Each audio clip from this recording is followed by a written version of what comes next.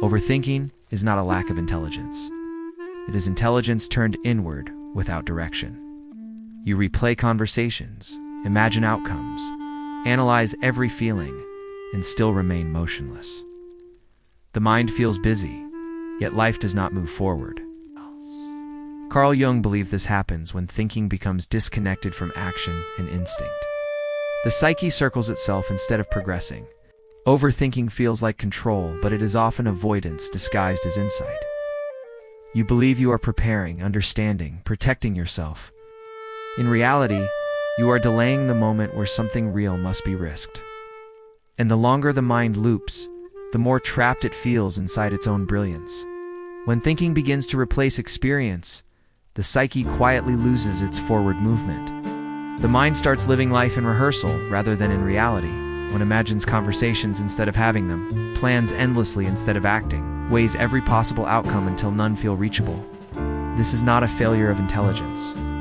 It is often intelligence trying to protect itself from uncertainty. The individual withdraws from life and builds a world of ideas where nothing unexpected can occur, yet no real transformation happens there. I have seen this pattern many times. The person believes they are preparing, becoming wiser, gaining clarity. But what truly happens is a narrowing of life.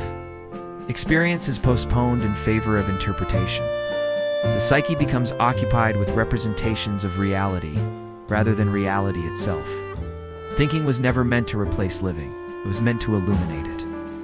When thought detaches from action, it turns inward and begins to feed on itself. This inward loop creates a strange paralysis. The more one thinks, the more difficult movement becomes. Every option appears flawed, every decision incomplete. The mind demands certainty before action, yet certainty is something only experience can provide. Life does not reveal itself in advance. It reveals itself through participation. When this truth is resisted, thinking grows heavier, more repetitive, less creative. At a deeper level, excessive thinking often signals a fear of encounter. To live means to be affected, changed, sometimes wounded. Thought offers a way to remain untouched.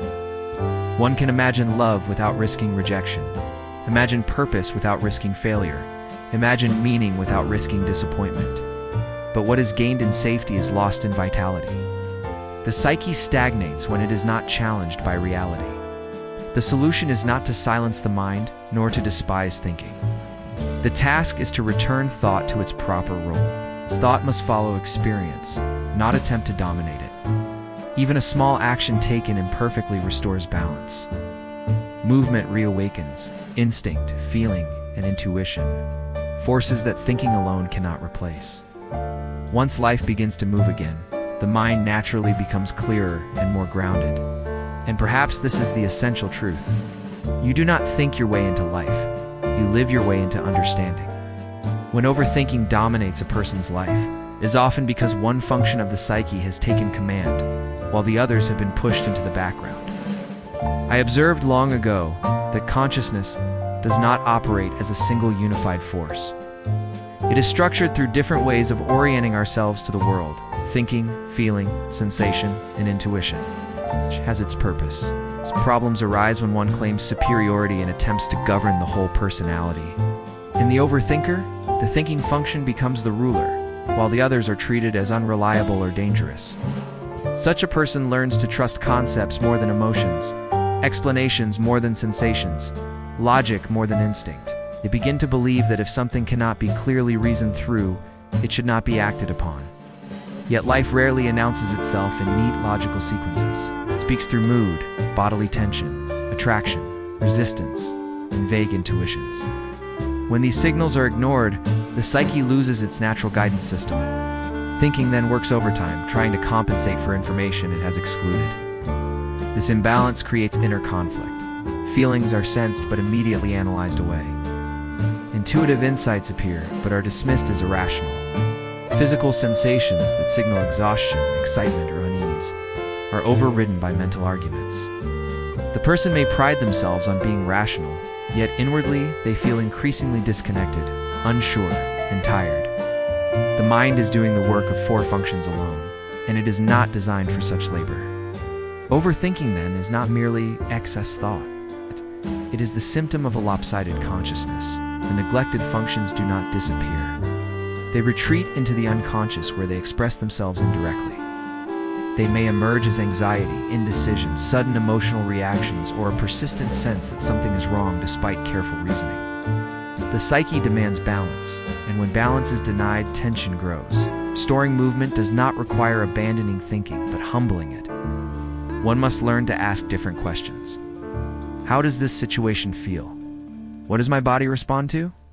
What direction seems alive, even if unclear? These questions reintroduce forgotten voices into consciousness. As they are allowed space, the mind relaxes. Decisions become simpler, not because everything is known, but because the whole psyche is participating. And perhaps this is the quiet correction overthinking requires. Not sharper logic, but a fuller conversation with the self. When thinking becomes excessive, it often reveals a deeper fear, not of failure, but of what cannot be predicted or controlled. The unconscious is unsettling because it does not follow logic. It speaks in images, emotions, impulses, dreams. It brings material we did not choose and cannot fully explain. For many overthinkers, this is precisely what feels dangerous. They believe that if everything can be understood in advance, nothing will overwhelm them. So the mind works tirelessly, attempting to map the unknown before stepping into it. Yet the unconscious does not submit to this kind of mastery. It is not an enemy to be conquered, nor a puzzle to be solved. It is a living source of renewal and direction. When a person refuses to engage with it directly, they attempt to replace encounter with calculation. Instead of allowing experience to unfold, they try to neutralize uncertainty through explanation. This effort produces tension, not peace. The psyche grows restless because a vital part of life has been excluded from participation. I've often noticed that overthinking increases precisely at moments when change is near. A new relationship, a decisive choice, a shift in identity. These situations invite the unconscious to speak. Feelings arise that cannot yet be justified. Intuitions point toward unfamiliar territory. The ego, uncomfortable with this lack of clarity, tightens its grip. Thinking multiplies, questions repeat themselves, and movement stops. The person believes they are being cautious, but in truth, they are avoiding the encounter that would allow growth to occur. To live without engaging the unconscious is to live half a life. The unknown is not merely a threat, it is also a source of meaning. Many of the most important developments in a person's life arrive without rational permission. Love, vocation, transformation, these often begin as vague inner stirrings long before they become clear ideas. When one insists on certainty before action, these possibilities are delayed or lost entirely. The task, then, is not to eliminate fear, but to tolerate mystery. One must allow some things to remain unclear while still moving forward. This requires trust, not blind faith, but confidence in the psyche's deeper intelligence. When the unconscious is approached with curiosity rather than resistance, it becomes a guide instead of an obstacle. And perhaps this is the paradox overthinkers must learn to accept. Clarity is not the doorway to life. It is often the result of having lived. The ego has a natural desire to protect itself. It seeks stability, predictability, and reassurance that nothing will disturb its sense of order. In this effort, control becomes its favored strategy. Overthinking often appears at the very moment the ego feels threatened by uncertainty. It convinces itself that if every possibility is examined, every risk calculated, and every outcome imagined, then safety will follow. But this sense of safety is largely an illusion. Life does not respond to mental domination. It responds to participation. I have observed that the ego frequently mistakes control for security. It believes that constant vigilance will prevent pain, embarrassment, or failure. Yet the opposite tends to occur. The more the ego tries to manage life through thought alone, the more fragile it becomes. Each new variable increases anxiety rather than reducing it. Thinking multiplies, not because it is productive, but because it is defensive. The mind becomes a guard, standing watch over imagined dangers, exhausting itself in the process. This defensive posture keeps the personality confined within narrow limits. Growth requires exposure to what we do not yet understand. It asks the ego to relinquish its demand for certainty and allow itself to be changed by experience. When this invitation is refused, life stagnates. One remains safe, perhaps, but undeveloped. The ego survives, yet the self does not expand. Overthinking becomes the price paid for avoiding risk. True security does not arise from control. It arises from resilience, the ability to meet what comes without collapsing. This strength is not built through anticipation, but through lived encounter. Each time a person acts despite uncertainty and survives the outcome, the psyche learns something essential, that it can endure. Confidence grows not from perfect planning, but from accumulated experience of adaptation. When the ego loosens its grip, thinking regains its proper place, becomes a tool rather than a fortress. Decisions are made with awareness, but not obsession.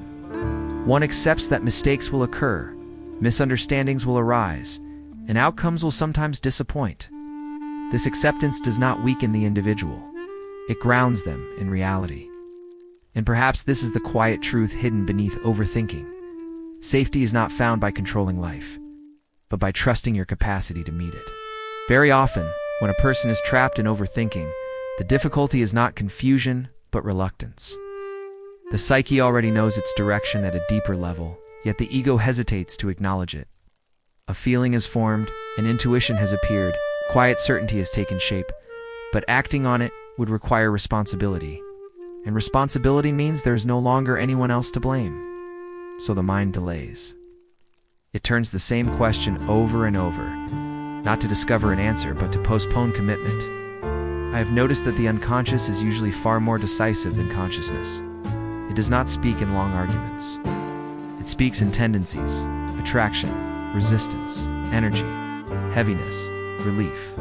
When a choice aligns with the deeper self, there is often a sense of inner rightness, even if fear accompanies it.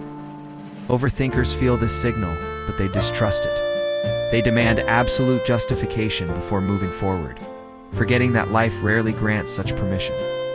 Thinking then becomes a way of avoiding the risk of choosing. This avoidance is subtle. The person tells themselves they are being careful, responsible, rational. Yet beneath this language lies fear, not always fear of failure, but fear of consequence. Once a decision is made, something must be lived. The fantasy of infinite possibility collapses into one path. Overthinking keeps all doors open in the imagination, while none are entered in reality. In this way, the mind protects itself from loss by refusing to choose, but it also refuses fulfillment.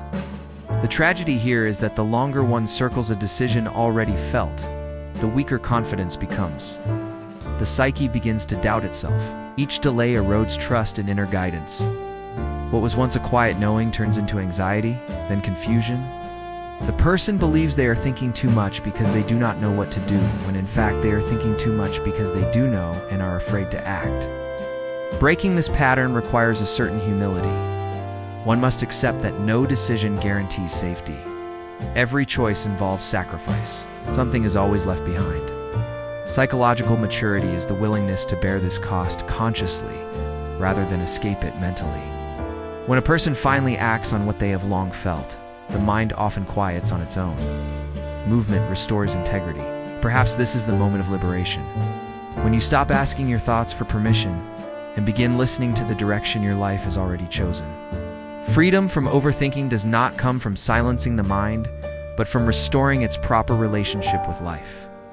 Thought is not meant to stand in front of action like a gatekeeper demanding certainty. It is meant to walk beside experience, reflecting on it, learning from it, giving it meaning afterward. When this order is reversed, the psyche becomes trapped in preparation that never ends. When it is restored, movement returns naturally. Many people believe they must first feel confident, clear, and ready before they act. This belief is deeply misleading. Readiness is not a mental state that arrives in advance. It is something that develops through engagement. When action is taken even imperfectly, other psychological functions awaken. Feeling provides value, sensation grounds the body, intuition offers direction. Thinking, no longer burdened with total responsibility, becomes lighter and more precise. It stops circling and begins to serve. I have often observed that the mind quiets most effectively after movement, not before it. A single decisive step reorganizes the psyche more than endless reflection. This is because action introduces reality into the system. It brings feedback, consequence, resistance, and confirmation. These elements cannot be simulated fully in thought. Once life responds, the mind adjusts. Clarity follows participation, not anticipation. This does not mean acting blindly or impulsively. It means accepting that understanding is always partial at the beginning. Psychological integration occurs when thought, feeling, and experience are allowed to inform one another in sequence. You act, you observe the result, you reflect, and you adjust. This rhythm is how the psyche learns. When any part is excluded, stagnation appears. Overthinkers often fear that action will make things worse. Yet remaining motionless has already made things heavy. The psyche suffers not from too much movement, but from too little lived reality. When thought is reconnected to action, it loses its anxious edge. It no longer needs to predict everything because it trusts adaptation. Confidence grows quietly, built on experience rather than speculation. In this way, freedom is not achieved by thinking your way out of the loop, but by stepping out of it. Even small actions restore dignity to the psyche. They remind the individual that they are not merely an observer of life, but a participant in it. And perhaps this is where overthinking finally loosens its grip. When thought stops asking how to live, it begins learning from having lived.